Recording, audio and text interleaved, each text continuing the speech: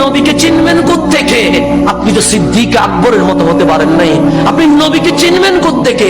আপনি তো ফারুক আজম হতে পারেন নাই। রহমতুল লিল আলামিন দুটো হাত দিয়ে দাড়ি মোবারককে এভাবে করে মালিশ করলেন। মালিশ করে দেখে দুইটা দাড়ি মোবারক চলে এসেছে হাতে। কোথায় এসেছে? এরকম করলে দাড়ি অনেক সময় চলে আসে না? আসি তো।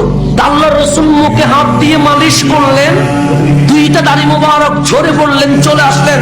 ওই দুইটা দাড়ি মোবারক নিয়ে আমার নবী বলেছে, ইয়া আবু বকর, এ আবু বকর, এই দাড়িগুলো তোমাকেই গিফট করে দিলাম।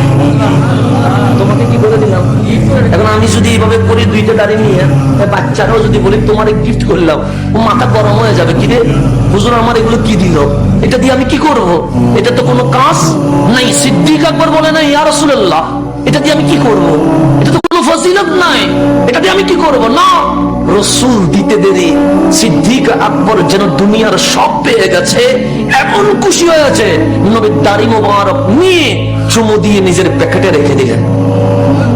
করে গিয়ে রহমতুল লিল আলামিনের দাড়ি মোবারক একটা পাত্রে সুন্দর করে বেষ্টন করে, যেই ঘরের মধ্যে কেউ থাকে না সেখানে উপরে রেখে দরজা দিনটা তালা মেরে দিলেন।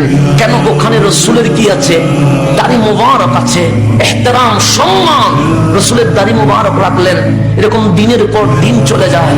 সিদ্দিক আকবর শুনছে ওই রুম থেকে কেউ যেন কোরআন তেলাওয়াত করছে, কিন্তু রুমে তো কেউ নাই। আমার মাঝে মাঝে শোনে কেউ যেন দলবদ্ধ হয়ে নবীর উপর দরুদ সালাম পড়ছে।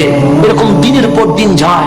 সিদ্দিক আকবর দৌড়ায় আসলেন, নবীরে, আমার একটা কক্ষ রুম আছে, গুরফা আছে, হুজরা আছে, যেখানে কেউ থাকে না, কিন্তু মাঝে মাঝে আমি কোরআন তেলাওয়াতের শব্দ শুনি, মাঝে মাঝে দলবদ্ধ ভাবে দরুদ সালামের শব্দ শুনি। নবীর কারণটা কি? আমার নবী বলে, আবু বকর, ওই রুমে কি আছে?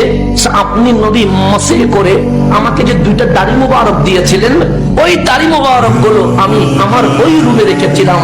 আমার নবী বলে, আবু বকর শোনো, আমার দাড়ি মোবারক গুলো কোরআন তেলাওয়াত করে, আর আসমানের রহমতের ফেরেশতা ওই দাড়ির উপর সালাতু সালাম পড়তে থাকে।